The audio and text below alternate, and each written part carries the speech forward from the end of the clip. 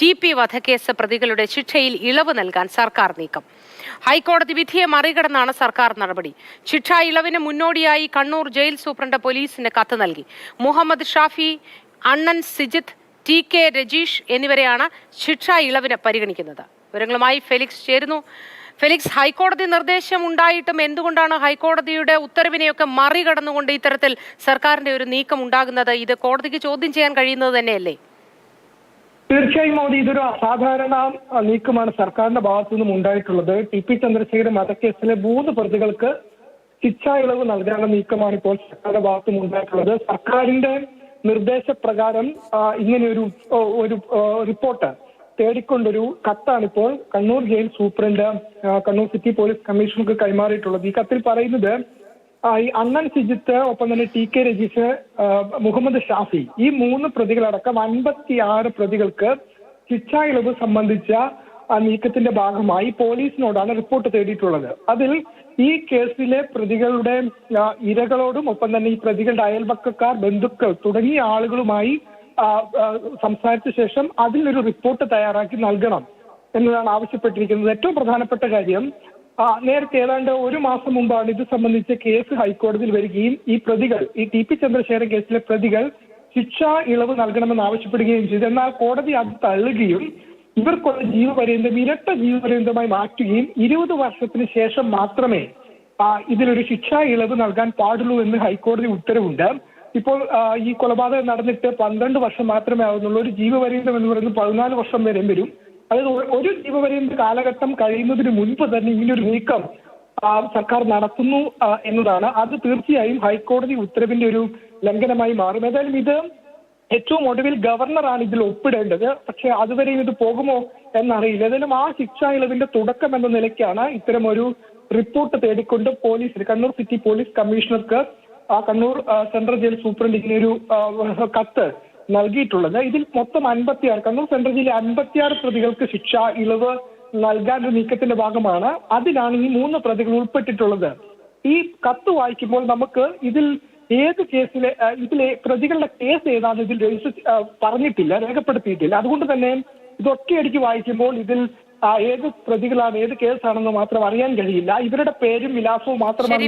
ഫെലിസിലേക്ക് മടങ്ങി വരാം. ഇപ്പോൾ നമുക്ക് മുതിർന്ന കോൺഗ്രസ് നേതാവ് തിരുവഞ്ചൂർ രാധാകൃഷ്ണൻ ഒപ്പം ചേരുന്നു. ഇതിനോട് പ്രതികരിക്കാൻ ശ്രീ തിരുവഞ്ചൂർ രാധാകൃഷ്ണൻ, നമസ്കാരം.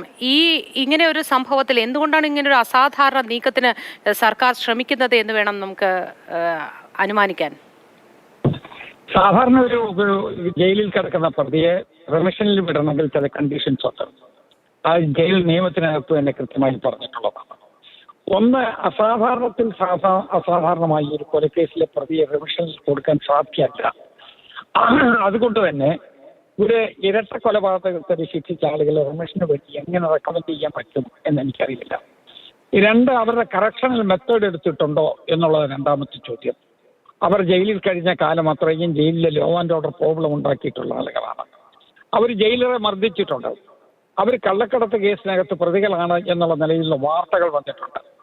അവർ അധികൃതരെ അംഗീകരിക്കാതെ അതിന് മേലിലൂടെ പറന്നു നടത്തിയിട്ടുള്ള ആളുകളാണ്. നിയമസമാധാന ലംഘനം നടത്തിയിട്ടുള്ള ആളുകളാണ്. 3ാമത്തെ പ്രശ്നം, ഇവർക്ക് കൊടുത്തിട്ടുള്ള പരോളാണ്. രാഷ്ട്രീയ സ്വാധീനം ഉപയോഗിച്ചുകൊണ്ട് അകത്ത് കിടക്കുന്നതിനേക്കാൾ കൂടുതൽ നാട്ടിലിറങ്ങി നടക്കത്തക്ക വിധത്തിലുള്ള പരോൾ അവർക്ക് കിട്ടിയിട്ടുണ്ട്. ആ പരോളും സ്വാഭാവികമായും ഇതിനെല്ലാം ബന്ധപ്പെട്ട നിയമത്തിന്റെ അകത്തെ ഭാഗമായി വരികയാണ്. അപ്പൊ ഇതുകൊണ്ട് തന്നെ ഇവർ ഡിസിപ്ലിൻഡ് ആയിട്ടുള്ള ഒരു പ്രതിയല്ല എന്നുള്ള നിലയിൽ വരികയാണ്. ഒരു കൺവിക്റ്റഡ് പ്രതിയെ റിമിഷൻ കൊടുത്ത് പുറത്തുവിടണമെങ്കിൽ ഇതുപോലുള്ള നിബന്ധനകൾ പാലിച്ചിട്ടുള്ള ആളാണോ എന്ന് പരിശോധിക്കണം. അത് പോലീസാണ് റിപ്പോർട്ട് കൊടുക്കേണ്ടത്. ജയിൽ DGP എങ്ങനെ ഇവരുടെ പേര് റെക്കമെൻഡ് ചെയ്തു എന്ന് എനിക്കറിയില്ല. ഇവരുടെ ആന്റിസിഡൻസ് നോക്കിയാൽ ഒരു കാരണവശാലും അത് റെക്കമെൻഡ് ചെയ്യാൻ സാധ്യമല്ല. എന്നിട്ടും രാഷ്ട്രീയ സ്വാധീനം, അതോടൊപ്പം തന്നെ ഭരണ സ്വാധീനം, അതെല്ലാം വിനിയോഗിച്ചുകൊണ്ടാണ് ഈ കൊടും ക്രൂരമായ കൊലപാതക കേസിലെ പ്രതികളെ റിമിഷൻ കൊടുത്തുവിടാൻ പോകുന്നത്. 3ാമത്തെ പ്രധാനപ്പെട്ട പ്രശ്നം, ഇവർ പുറത്തു വന്നു കഴിയുമ്പോൾ 1200-ലധികം സാക്ഷികളാണ് ഇവർക്കെതിരായി മൊഴി കൊടുത്തിട്ടുള്ളത്. ആ സാക്ഷികളുടെ ജീവനും സ്വത്തിനും സംരക്ഷണം കൊടുക്കുന്നതിന് വേണ്ടി ഗവൺമെന്റ് എന്തെങ്കിലും ചെയ്യുമോ?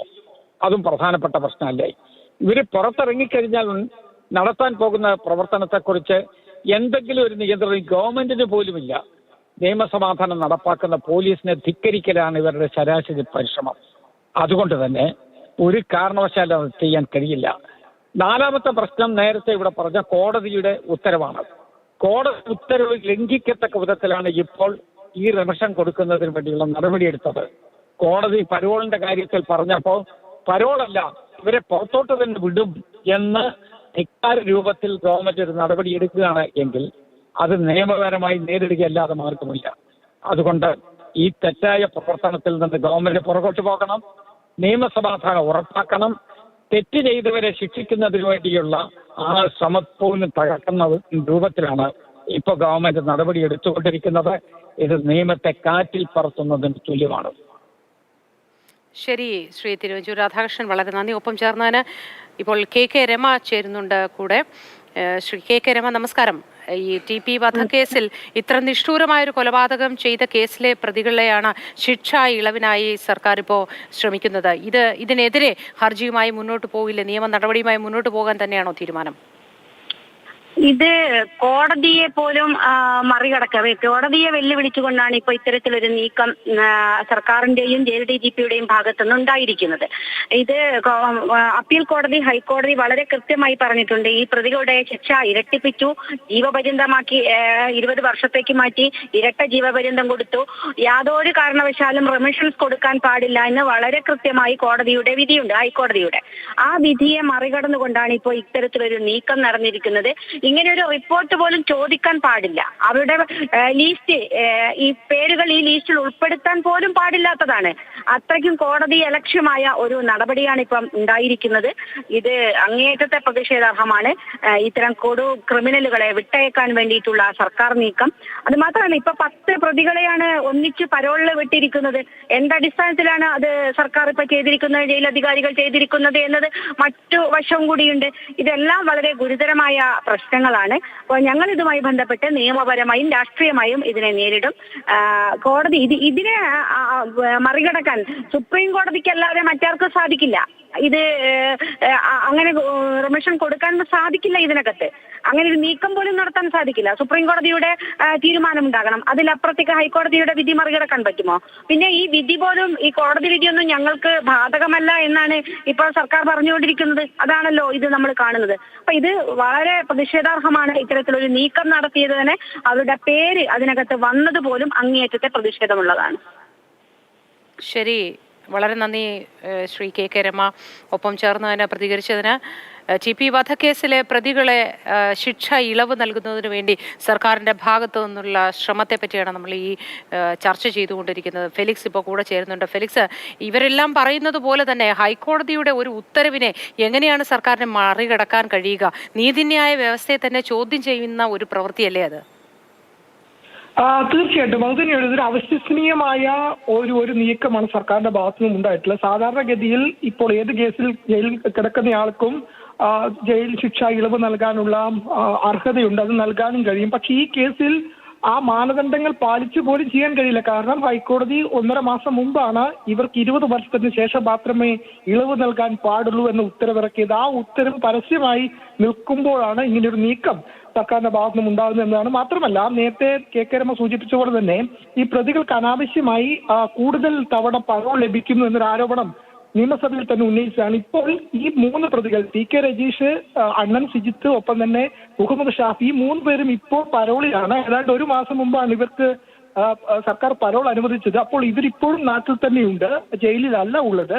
അപ്പോൾ ഇത്തരത്തിൽ അനധികൃതമായി പരോൾ അനുവദിക്കുമെന്ന ആക്ഷേപം നേരത്തെ തന്നെ ഉയർന്ന അതിന് പിന്നിലാണ് ഇത്ര ഗുരുതരമായ ഒരു കേസിൽ 12 വർഷം മാത്രം ഈ സംഭവം നടന്നിട്ടായി 12 വർഷം മാത്രമായിട്ടാണ് ഇവർ ജയിലിൽ കിടക്കുന്നത്. അതിൽ ഇരട്ട ജീവപര്യന്തം കോടതി ശിക്ഷ വിധിച്ച പ്രതികൾക്കാണ് ആദ്യത്തെ ജീവപര്യന്തം കഴിയുന്നതിന് മുൻപ് തന്നെ ഇങ്ങനൊരു നീക്കം സർക്കാർ നടത്തുന്നത് എന്നതാണ്. ഈ മാസം 3-ാം തീയതിയാണ് സർക്കാർ ഇങ്ങനൊരു നിർദ്ദേശം കണ്ണൂർ ജയിൽ സൂപ്രണ്ട് നൽകിയത്. ഇത് ജയിൽ സൂപ്രണ്ട് ഒറ്റയ്ക്കെടുത്ത തീരുമാനമല്ല. സർക്കാരിന്റെ നിർദ്ദേശപ്രകാരം 3-ാം തീയതി നിർദ്ദേശം ലഭിക്കുന്നു. 13-ാം തീയതിയാണ് ഇത് സംബന്ധിച്ച് കണ്ണൂർ സിറ്റി പോലീസ് കമ്മീഷണർക്ക് ഈ ജയിൽ സൂപ്രണ്ട് ഈ കത്ത് അയക്കുന്നത്. ആ കത്തിൽ തന്നെ പറയുന്നുണ്ട് സർക്കാരിന്റെ നിർദ്ദേശപ്രകാരമാണ് ഇങ്ങനെ ഒരു കത്ത് നൽകുന്നത് എന്നാണ്. ഈ കത്ത് ഈ കണ്ണൂർ സിറ്റി പോലീസിന് കൈമാറിയ ശേഷം ഈ പറയുന്ന പ്രതിയുടെ അയൽവാസികളും ബന്ധുക്കളും ഒപ്പം ഈ കേസിലെ ഇരകളായവരെയൊക്കെ കണ്ട് സംസാരിച്ച് ഇവർക്ക് ഇത് അർഹമാണോ എന്ന റിപ്പോർട്ട് ജയിൽ സൂപ്രണ്ടിന് തിരികെ നൽകണം എന്നതാണ് ഈ കത്തിൽ പ്രധാനമായും പറയുന്നത്. പക്ഷെ അങ്ങനെ ഒരു നീക്കം പോലും നടത്താൻ കഴിയില്ല. കാരണം ഹൈക്കോടതിയുടെ ഉത്തരവുണ്ട്. ആ ഉത്തരവിൽ കൃത്യമായി പറയുന്നുണ്ട് 20 വർഷത്തിന് ശേഷം മാത്രമേ ഇവർക്ക് ഇളവ് നൽകാൻ കഴിയൂ എന്നതാണ്. മാത്രമല്ല നമുക്കറിയാം ഇപ്പോഴത്തെ സാഹചര്യത്തിൽ തെരഞ്ഞെടുപ്പിൽ വലിയ തിരിച്ചടി ഇടതുപക്ഷത്തിന് നേരിട്ടു. അതിനുശേഷം അതായത് ഈ മാസം 3-ാം തീയതിയാണ് ഇങ്ങനെ, അതായത് തെരഞ്ഞെടുപ്പ് ഫലം വരുന്നതിന് തൊട്ട് മുൻപ് 4-ാം തീയതി തെരഞ്ഞെടുപ്പ് ഫലം വരുന്നു, 3-ാം തീയതി ഇങ്ങനെ ഒരു നിർദ്ദേശം സർക്കാരിന്റെ ഭാഗത്തും ഉണ്ടാകുന്നു, 16-ാം തീയതി ഇത് സംബന്ധിച്ച് പോലീസിനോട് റിപ്പോർട്ട് തേടുകയും ചെയ്തിട്ടുണ്ട്. അതുകൊണ്ട് തന്നെ ഈ TP വധക്കേസിൽ ഇതുപോലെ പ്രതികൾക്ക് ഇരട്ട ജീവപര്യന്തം വിധിച്ച പ്രതികൾക്കാണ് ഇപ്പോൾ ഒരു ജീവപര്യന്തം പോലും പൂർത്തിയാകുന്നതിന് മുൻപ് പരോളിൽ പോയിരിക്കുന്ന ഇവർക്ക് ശിക്ഷ ഇളവ് സംബന്ധിച്ച നിർദ്ദേശങ്ങൾ അല്ലെങ്കിൽ ശിക്ഷ ഇളവ് നൽകണം എന്ന കാര്യത്തിൽ ഒരു നീക്കമൊക്കെ സർക്കാരിന്റെ ഭാഗത്തു നിന്നുണ്ടാവുന്നത്.